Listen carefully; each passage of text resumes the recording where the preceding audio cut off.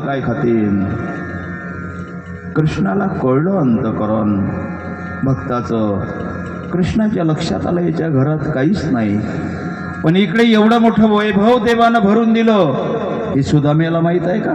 सुदाम्या इकडे आहे, तिकडे तर धन धान्य वस्त्र शस्त्र सगळ्या द्वारका नगरीत सोन्याची बनवून दिली दुसरी सुदामपुरी. ठीक आहे म्हणे दादा, आता जातेच.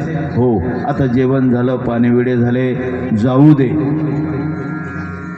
ठीक आहे. रुक्मिणीला म्हणते भगवान कृष्ण परमात्मा, रुक्मिणी ते माझ्या दादाचे कपडे आण, पुराणे सोडून ठेवलेले.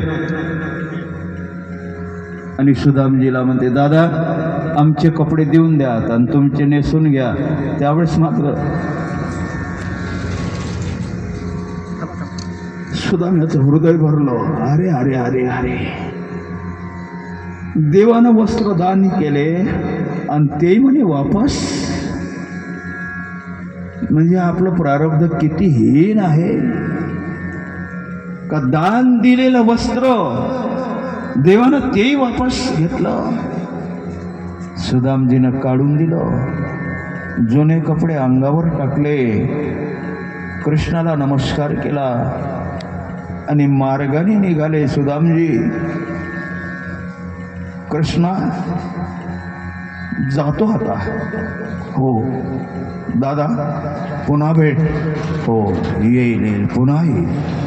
कृष्ण परमात्मा काही दूरपर्यंत सुदामजीला सार करत गेले. स्वर्गातून सगळे देव देव आणि भक्ताचं चरित्र पाहते आहे का भक्त कोणाले म्हणाव, दाता कोणाले म्हणाव. भगवान कृष्णावर सुदाम्यावर फुलाचा वर्षाव स्वर्गातून केला. हो, बऱ्याच लांब गेले. सुदामजी म्हणते कृष्णा जा ना तू आता घरी. जातो मी. कृष्ण परमात्मा म्हणते माझ्या रथामध्ये पोहोचवून देते ना. नाही नाही नाही नाही कृष्णा, मी पायदळ आलो, मी पायदळ जाणार आहे, तुझ्या रथात बसणार नाही. हा तुझा तुला लखला. तुम्ही जा. निघाले. सुदामजी मार्गाने गेले. कृष्ण परमात्मा जाग्यावर उभे राहिले.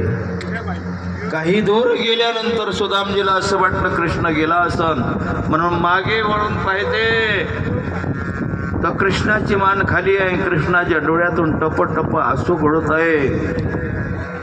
कृष्णाचा शोक चालू आहे. सुदामजी जेव्हा वळून पाहिजे, कृष्णा अरे अजून उभाच आहे, तू जा ना घरी. मी जातो ना आता. त्यावेळेस कृष्ण परमात्मा असा हात करते, जाय नाही म्हणत, लवकर या दादा, लवकर या. जा म्हणणं होत नव्हतं, लवकर या. सुदामजी निघून गेले आपल्या मार्गाने. सुदामजी जेव्हा गावामध्ये सुदामपुरीत पोहोचले, कृष्ण परमात्मा राजमहालामध्ये आले. सुदामजी विचार करते, मी रस्ता भुललो आणि पुन्हा कृष्णाच्या द्वारकेत आलो.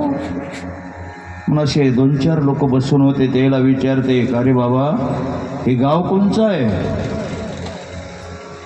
ते म्हणते सुदामपुरी. सुदामजीला असं वाटलं हे लोक माझी थट्टा करते. नाही, मी पुन्हा द्वारकेत आलो. पुढेच गेले तर तिथून 2-3 बाया येत होत्या. त्याला विचारते, ताई का ग म्हणे कोणचं गाव आहे? बाबा बाबाजी, सुदामजी आम्हाला ओळखा नाही तुम्ही?